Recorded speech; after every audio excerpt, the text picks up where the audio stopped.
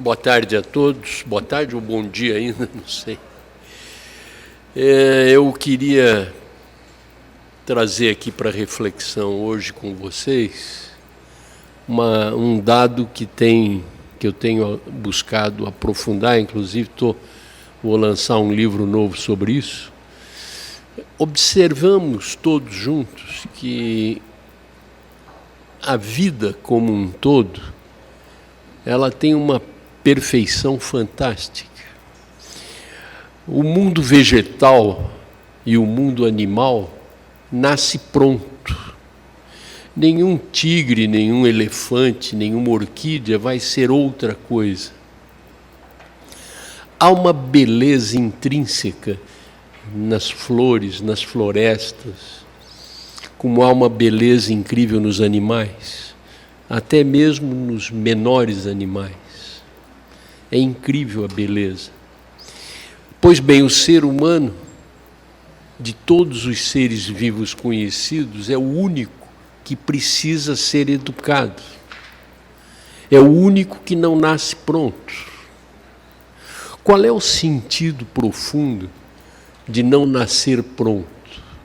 Cada um nesta sala é uma pessoa diferente. Cada um de nós percorreu um caminho distinto. O ser humano precisa ser educado. O que significa isso? Não significa seguramente despejar conteúdos para fazer provas e notas, como Paulo Freire dizia da escola bancária. O educar significa despertar no mais dentro de cada ser humano o sentido da sua própria vida, para que surja uma Mona Lisa, para que surja uma sinfonia, para que uma aula possa ser dada, para que se crie uma ONG como Médicos Sem Fronteira. Se a educação não desperta cada criança e cada ser humano para o sentido profundo de si mesmo, realmente não há educação. Nós estamos vivendo um momento da história que eu sinto que esse despertar de uma verdadeira educação começa a acontecer. Por isso, hoje temos as ONGs, coisa que no passado não tínhamos. Por isso temos hoje, a partir da psicologia junguiana, uma visão da necessidade de integrar o ego com o self. Na verdade, isso é uma retomada da filosofia grega, quando Sócrates dizia que o conhece-te a ti mesmo é o princípio de toda sabedoria. Se o ser humano ignora a si mesmo, não há sabedoria. Ele apenas cai num fazer sem muito sentido. Recentemente, a física quântica, com Amit Goswami, mostra que o fazer tem que ser associado ao ser. Ele diz que o fazer sem o ser é aquilo que o Jean-Yves Leloup chama de normose. A pessoa vai fazer o que os outros fazem, mas sem saber o que está fazendo. Por isso a última frase de Jesus Cristo, quando ele dizia, Pai, perdoai, porque eles não sabem o que fazem, isso ainda é uma verdade. Grande parte dos alunos ainda hoje ficam tirando diplomas, fazendo vestibulares, dentro de um princípio de decoreba e de cola, e sem saber aonde vão. Eu estou colocando essas questões porque eu sinto que nós estamos vivendo um momento em que a educação precisa acordar profundamente para esse despertar de cada ser humano, de cada criança, para o sentido profundo de suas vidas. É preciso que se veja o ser humano não apenas como a soma de sangue, músculo e tecido. Isso acontece com todos os outros seres vivos. Mas no ser humano tem alguém olhando pelos seus olhos, ouvindo pelos seus ouvidos, abraçando com a sua mão ou dando um tiro. É preciso que ele acorde para este sentido profundo da vida. Eu não tenho dúvida que desde o ano zero a humanidade iniciou o que eu chamo de adolescência. No ano zero, No caso do cristianismo, por exemplo, Jesus dizia, os antigos diziam olho por olho, dente por dente.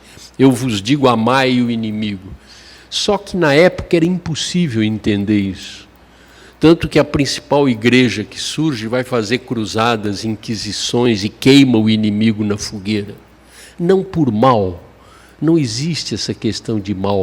O que existe é ignorância, é a pessoa não saber o que está fazendo. E o grande trabalho da educação é mostrar exatamente a beleza, a alegria e o amor possíveis a um ser humano se ele acorda para o sentido profundo da sua vida. O surgimento de uma sinfonia, de um quadro, de uma música, mesmo de uma aula ou mesmo de uma refeição, é uma arte alguém cozinhar, fazer uma comida boa.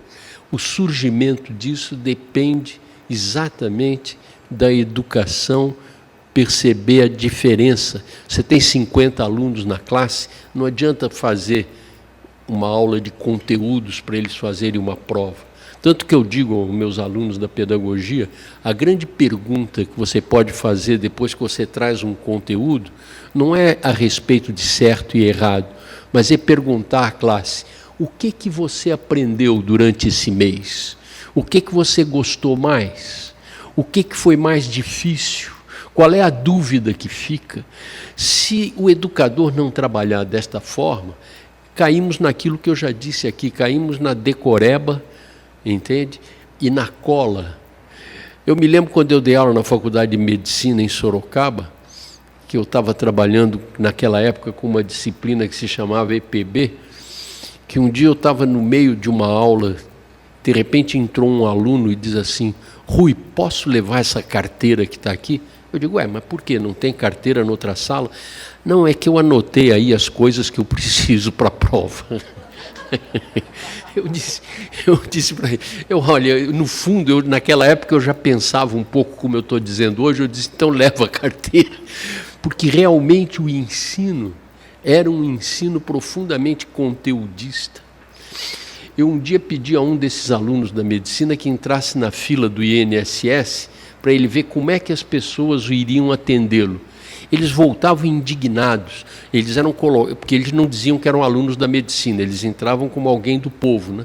O médico colocava 5, 6 em roda e ficava, abre a boca, você toma isso aqui, você toma aquilo. Nunca o médico ia querer conhecer a pessoa que ele ia atender para saber como realmente conduzir um processo de cura. Porque se inconscientemente a tristeza gera um câncer, conscientemente a pessoa pode se curar. Cabe ao educador despertar esse nível de consciência. Quando Paulo Freire dizia conscientizar antes de alfabetizar, era exatamente isso. Só que grande parte dos educadores continua ignorando essa conscientização. E o primeiro passo da conscientização é acordar a criança para si mesma, para quem sou eu, o conhece-te a ti mesmo. Se isso não acontecer, nós mantemos a ignorância que ainda leva a infindas guerras, lutas, depressões, etc. Há uma necessidade profunda de se despertar em cada aluno o sentido profundo e singular de cada vida. As crianças são diferentes, não são iguais.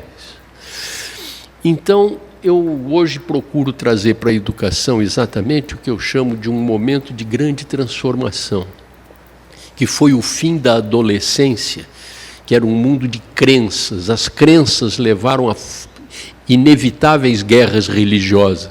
Até o século XX tivemos católicos contra protestantes na Irlanda, e hoje no Oriente ainda temos inúmeras lutas religiosas, fruto de crenças. Há que se dar um passo da crença para o saber. E quem vai trabalhar o saber não são as religiões, mas são os educadores. A espiritualidade não é um problema de crença, é um problema de saber. O ser humano traz isso que o Jung chamava de self, que é a dimensão transcendente, espiritual do ser humano. Se o educador não trabalhar isso, não há quem vá trabalhar.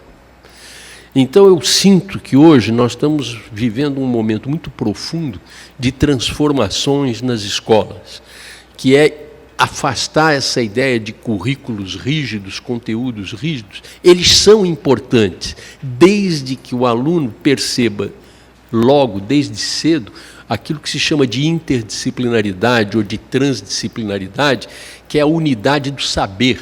A matemática, a história, a geografia está ligada a todo o resto, e o aluno precisa saber disso. Se ele não caminhar nesta direção, ele vai permanecer ignorante. Eu não tenho dúvida de que a questão é muito sutil, e quando eu falo em superar a crença para o saber, eu sei que isso enfrenta muitas resistências, mas eu chamo a atenção para o novo Papa da Igreja Católica, esse Papa Francisco que surgiu agora, como ele já tem uma outra postura diante das questões que vão surgindo. Ele já está aceitando um saber da humanidade a ser respeitado, porque não é a crença que vai resolver os problemas. Eu sei que o que eu estou falando aqui implicaria em coisas muito mais amplas, mas eu, nesse momento, queria realmente trazer para vocês essa questão que eu considero básica, não é, que eu chamo de uma grande transformação na educação, que é o educador acordar profundamente, em primeiro lugar, olhando para si mesmo. Não é? Eu costumo sugerir um exercício que eu convido vocês a fazerem hoje à noite em casa. O exercício é o seguinte: é vocês olharem os seus olhos no espelho com a pergunta interior: quem sou eu? Poderá não vir da primeira vez, mas vocês vão ter uma resposta que vem lá de dentro e que surge nos olhos, e vocês vão sentir que há alguém olhando pelos seus olhos que não é nem sangue, nem músculo e nem tecido. E vocês vão sentir uma profunda alegria de estarem vivos, de participar desse mistério do universo. Por que que uma criança com 10 anos, se você olhar para ela e diga assim: olha para mim, você fez isso? E a criança foge com os olhos, ela sabe inconscientemente que os olhos dizem a verdade. Então, um dos grandes passos hoje para o educador é olhar os próprios olhos, até para depois poder olhar para os olhos da criança e descobrir na criança esse mistério do seu self, da sua dimensão espiritual. Era isso que eu queria dizer a vocês. Muito obrigado.